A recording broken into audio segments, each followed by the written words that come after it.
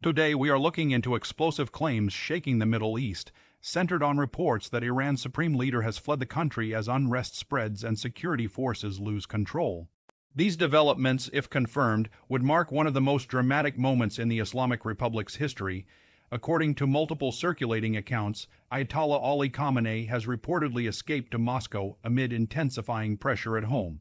The reports suggest this move was made quietly, under heavy security, and at a moment when Tehran and several other major cities were facing unprecedented turmoil.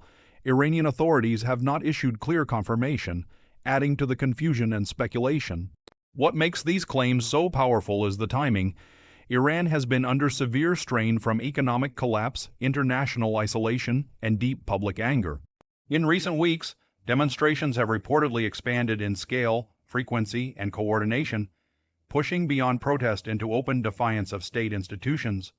Sources close to the situation claim that millions of people stormed symbolic and strategic Islamic Republic sites. These include reported incursions near clinked facilities, religious foundations, and regime-affiliated administrative centers. Such actions suggest a shift from spontaneous protest to organized mass action. At the same time, there are claims that units began withdrawing from certain areas. In some cities, residents reported security forces abandoning checkpoints or melting away as crowds grew. Whether this represents tactical redeployment or a deeper breakdown in command remains unclear. The idea that forces might flee is especially significant. For decades, the Islamic Revolutionary Guard Corps has been the backbone of regime survival. It has crushed protests, enforced internal control, and projected Iranian power abroad. Any sign of hesitation or retreat would signal a profound crisis.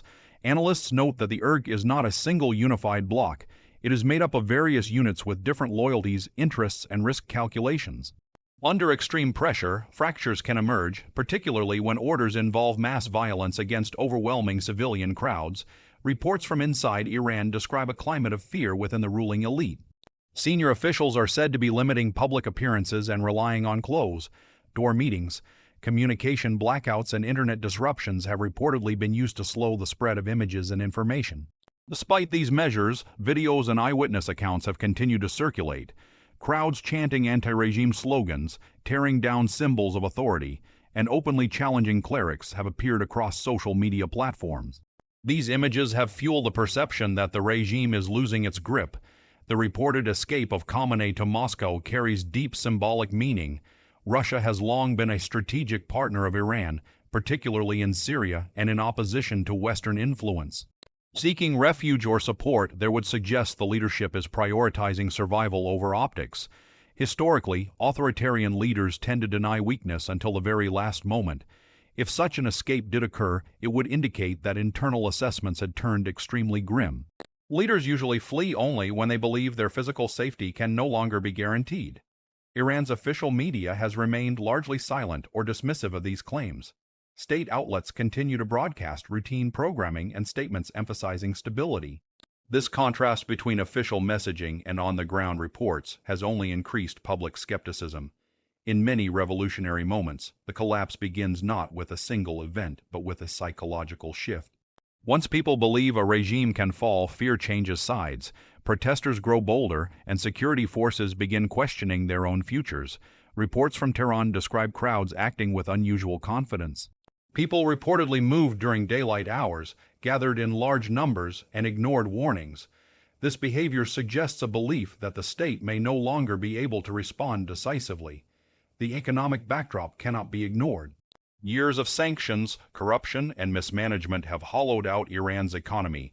Inflation, unemployment, and currency collapse have pushed millions into desperation, turning political anger into a fight for survival. Younger generations appear to be playing a major role. Many have no memory of the early revolutionary years and feel disconnected from the ideology of the ruling clerics. Their demands focus on dignity, opportunity, and freedom rather than reform within the system. Religious legitimacy, once the regime's strongest asset, is reportedly eroding. Attacks on religious institutions and slogans targeting clerical authority reflect a deeper rejection of the political use of religion. This is a dangerous development for a system built on divine justification. International reactions have been cautious. Governments are watching closely, aware that misinformation spreads quickly during crises. At the same time, diplomats are preparing for scenarios that once seemed unthinkable, including sudden leadership change. Regional actors are also on alert. Iran's influence stretches across Iraq, Syria, Lebanon, and Yemen. Any internal collapse would have ripple effects, potentially weakening allied militias and reshaping regional power balances overnight. The possibility of Khamenei in Moscow raises questions about succession. Iran's system depends heavily on the Supreme Leader's authority. Without a clear and present figure at the top, internal rivalries could intensify rapidly. Some reports suggest emergency discussions are underway within elite circles about interim arrangements. Others claim hardliners are pushing for even harsher crackdowns. This tension could determine whether the situation de-escalates or explodes further. For ordinary Iranians, the moment is filled with both hope and fear. Hope that decades of repression might finally end, and fear that chaos or civil conflict could follow. History offers examples of both outcomes. Communication disruptions have made verification difficult. Internet throttling, platform blocks, and media restrictions mean that outside observers must rely on fragmented data. This uncertainty is part of the regime's strategy but also a sign of vulnerability. As crowds reportedly storm Islamic bases, the symbolism resonates deeply. These institutions represent not just physical power but ideological dominance. Their breach signals a rejection of the entire system that has governed Iran since 1979. The reported flight of Irq forces, even if limited, damages the myth of invincibility. Regimes often survive on perception as much as force. Once that perception cracks, restoring it becomes extremely difficult. Supporters of the regime argue that these reports are exaggerated or fabricated. They point to past protests that were eventually suppressed. However, critics counter that the scale and intensity now appear fundamentally different. One key factor will be whether workers, especially in oil, gas, and transportation sectors, fully join the movement. Strikes in these industries have historically been decisive in Iran's past upheavals. Another factor is the stance of the regular army. While the Irq is ideologically tied to the regime, the conventional military has a different institutional culture. Its neutrality or intervention could change everything. The Moscow angle also invites speculation about Russian intentions. Would Russia provide protection, mediation, or leverage the situation for its own strategic gain? Moscow's silence so far leaves these questions open. Iranian exiles and opposition groups abroad have reacted with intense interest. Many see this as a once-in-a-generation opportunity. At the same time, divisions among opposition factions remain a challenge. The coming days are critical. Regimes under this level of pressure often face a tipping point. Either they reassert control through overwhelming force, or they unravel faster than anyone expects. Public morale appears to be shifting rapidly. Stories of fear are now mixed with stories of courage. People reportedly shelter one another, share information offline, and organize despite digital restrictions. If Khamenei has indeed left Iran even temporarily, it changes the internal narrative.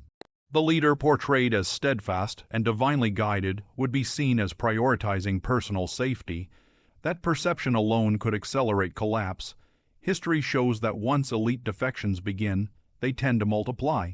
Officials hedge their bets, move assets, and seek exit options. Each quiet departure weakens the structure further. At the same time, there is a real risk of violent backlash. Hardline elements may decide they have nothing left to lose. Such moments can be the most dangerous for civilians caught in between. International media will continue to scrutinize every development.